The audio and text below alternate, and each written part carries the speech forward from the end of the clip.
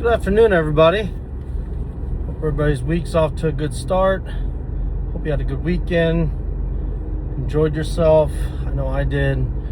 Saturday got to go to Columbia and watch the blood rounds and medal rounds for the Missouri High School State Wrestling Championships, Class 3 and 4. And then yesterday got to try a new breakfast spot out with my wife. That's our thing. Each week, go try something new and try a new place. Different places all over St. Louis, St. Charles, Western Illinois, sorry. And just a great time. So, tried another spot. It was good. Had fun. And was actually down, where was it by? Gosh, it was just yesterday. Benton Park. So, Benton Park Cafe was actually the name of the little spot we went to. Really good. So, if you're ever in that area, check it out. So, jumping on here real quick because I came across a video, another TikTok video, and I've seen it several times on Instagram and Facebook, and I see videos on TikTok all the time where people are trying to sell other people courses or teach them how to be wholesalers in real estate. And this is something that really aggravates the shit out of me. And it's just become an issue, and I feel bad for people who get taken advantage of by these so-called wholesalers in the real estate industry. And I'll give you a quick background, and this is what the other agent, I saw him, and it reminded me. I saw what he was explaining. He had a deal, he explained it, and he's spot on. Years ago, it still happens, but years ago, when I first got into real estate, and you had someone who was a wholesaler, basically it was someone who would come along and a seller would have their property for sale. And let's say it's a property that's just in bad shape, and it's not selling for the price that they want to sell it for. They can't get a buyer for it. It needs updated, or it's got structural issues, something. So the seller and the buyer, who is the wholesaler, come to an agreement on a price. And usually it's not full price, but they come to an agreement on a price. And the wholesaler actively puts the house under contract, under their name, under their LLC or business name, whichever. And then they do the work to the property to get it up to a sellable state, right? Let's just to use round numbers, let's say other homes like it in the neighborhood are selling for $300,000. And this house has some structural issues, let's say foundation issues, or maybe it had some termite damage, it's severely out of date, needs a new kitchen, whatever, right? And the seller's trying to sell it, they just want to get rid of it, and they're trying to sell it for $150,000. And you know, the wholesaler says, no, I can't do that, I'm gonna have to put 100 in it, you know, let's settle on 125. So they settle on 125. And they put it under contract, and the wholesaler now has the property under contract. And what he or she does is they invest the money into the property. They fix the things that need fixed, they update it, and they put the money into it that the seller doesn't have. The seller doesn't have the money or the means to be able to do the work. So the wholesaler does the work, brings the property to life, resurrects it, and then they put it back out there for sale for $300,000. They sell the property for $300,000, and the wholesaler pays off the home buyer and then recoups his or her investment as well as the profit. Or there's another scenario, and I've had this quite a bit, working with investors. A lot of times I'll have a wholesaler, or I used to have a wholesaler, call me in and be like, Tom, I've got this property. It's a really good property.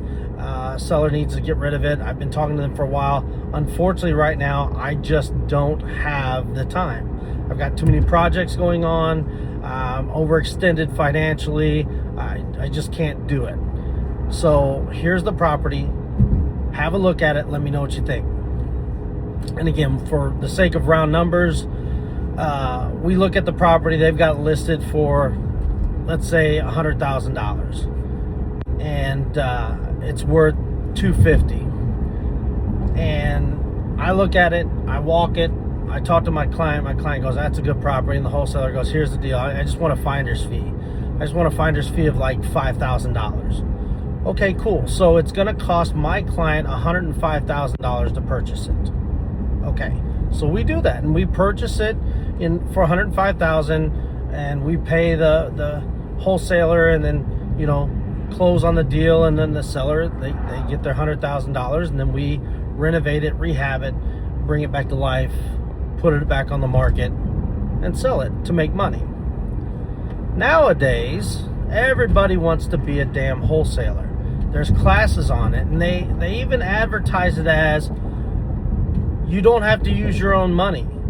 No money involved at all. Well, again, if it sounds too good to be true, it probably is too good to be true. And here's what's going on. These people go out and they door knock and they look and they take their time. I'm not trying to take anything away from them as far as the time they invest. And I'm not saying they're not worth their time. But what I find is I will find wholesalers call me every single day. And they'll be like, "Hey, I've got this house under contract, and I know you work with investors, and I'd like to sell it to you. I've got the sellers. I've got under contract, and we want to sell it to you." And I go, "Okay, how much do you want for it?" And usually what it is it's properties sub 100,000. It's a property that, with the ARV, that's after rehab value, has an ARV of like $125,000. And they'll come to me and they'll be like, "Hey, we want $80,000 for it." I'd be like, "$80,000? Okay, well, let me go look at it. If it just needs, some cleaning up and just needs some paint, this, and maybe a little bit of flooring, this may be easy. This may be worth it. We might be able to get it, fix it up, and add it to a portfolio, or even flip it, depending on, what we could eventually get for it, right?" So we go and look at it, and they want $80,000, and we need to put $50,000 in it. So the numbers don't make any sense at all.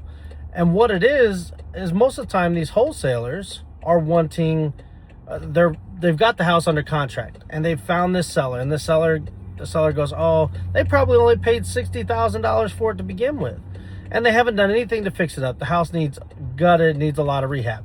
So they're just like, "We just want to get rid of it. We want to sell it for 40." And the wholesaler goes, "Perfect. I'll find a buyer for it." So they put it under contract. The reason why they put it under contract is because they don't want someone else coming along and talking to that seller and going, "Hey, Mr. and Mrs. Seller, yeah, I have an actual buyer. I'm not going to go look for one for you. I actually have a buyer for this, and we'll give you $40,000 for it." No, they put it under contract so someone else doesn't come along and actually has a buyer. So they're shopping it to other people. Now, that's not bad. I'm not against that.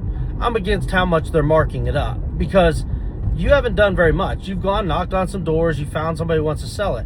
Now you're wanting $40,000 for your time, right? Basically, maybe you spend a week or even 2 weeks looking for it. $40,000 in 2 weeks. I mean, that's incredible if you can get that. But what happens is they don't understand what they're doing. They don't know what they're doing. They don't understand how the end buyer needs to be able to make money, or at least be able to break even and put that in their rental portfolio, right? We're not going to overpay on the property, renovate it, and then be far above the ARV and be in the hole on it. That's not how you stay in business. It's simple math. So what they do is they put it under contract, and most of the time they don't find a buyer because they're asking too much for it. And most investors have an agent, or they've done it enough to where they're not going to put themselves in financial harm's way to buy a property. They're just not going to do it. It's all about the numbers. It's not an emotional decision. So then what happens when they can't find a buyer for that property? Well, what these assholes usually do is they don't communicate with the sellers. They give them a date that they're going to close on. And then a couple days before then, they start ignoring the seller who's calling now going, hey, we're supposed to close in a few days. What are we supposed to do? Well, number one, they haven't educated them what they're supposed to do on their end as far as, title work, what they need to do as far as getting their utilities set up to end when the buyer takes possession the day of closing. They don't inform them of anything. What they do is when they don't find a buyer for them, they just drop off the face of the earth because they haven't held up their end of the bargain. They have not done what they said they were going to do, and they just move on to the next one. It's a numbers game for them. And now this has put the seller in a tough position, especially if they needed to sell. Maybe they were selling because they needed to unload the property. Maybe they're behind on taxes. Maybe they're falling behind on payments. It's hard to say. But they needed, and they were counting on that wholesaler to help them out. And that wholesaler had no intention of helping them out because they never had their own money invested in this. They never were invested at all. And so many sellers get burnt like that. And I see it time and time again. And it's a shame because it puts these people in a tough position. It hurts them. Some people end up losing their houses because they sat there and they waited. They thought they had a real buyer. But they didn't know that they didn't sign a contract that was worth the paper it was printed on. They didn't have someone who was ready to actively help them out and purchase that property for the amount that they agreed to purchase it for. And it's bad. And now I see all these courses where they want to teach people how to be wholesalers. I have people call me all the time. I have people who call themselves agents. And they're not agents. They're still trying to get their damn license. But in the meantime, they're door knocking and working for these companies and just trying to get properties under contract.